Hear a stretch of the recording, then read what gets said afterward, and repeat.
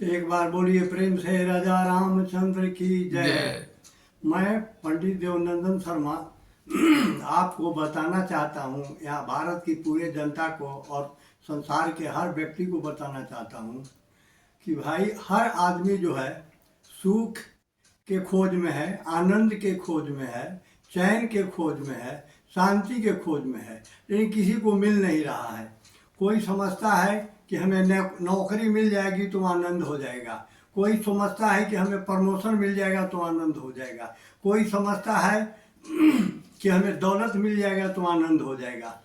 तरह तरह की सोच है और उसी सोच के पीछे लोग भागते जा रहे हैं, भाग रहे हैं और ज़िंदगी समाप्त हो जाती है। न आनंद मिलता है, न चैन मिलता है, न सोच।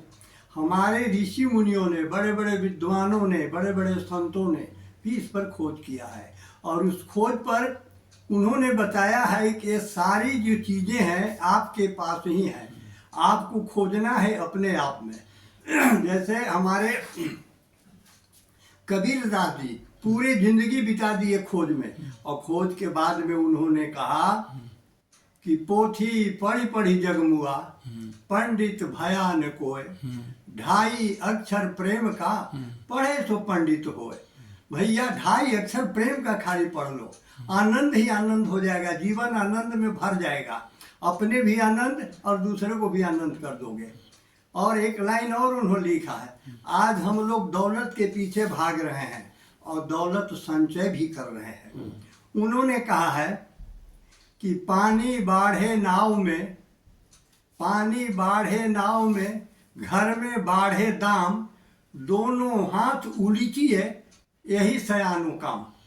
तो भैया जैसे नाव में पानी बढ़ने लगता है तो नाव डूब जाता है, उसी तरह से घर में भी दौलत बढ़ने लगता है तो वो भी घर भी डूब जाता है। अतः कबीरदास जी ने कहा कि धन अगर बढ़े तो बांटो, उसको दान दो, गरीबों को, दुखियों को, जिसको हो, जितना बांट सकते हो उतना बांटो।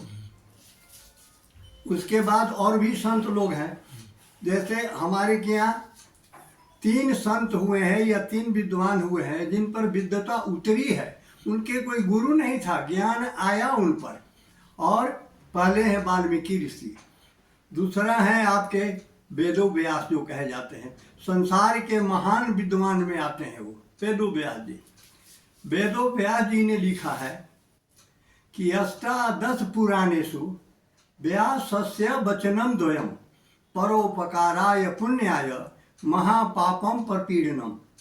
व्यास जी ने कहा कि उन्होंने जो 18 पुराण, 6 शास्त्र, वेद जितने जो लिखे हैं, सिर्फ 2 वचन है उसमें, 2 ही वचन कहने के लिए वो पूरे जिंदगी लिखते रह गए।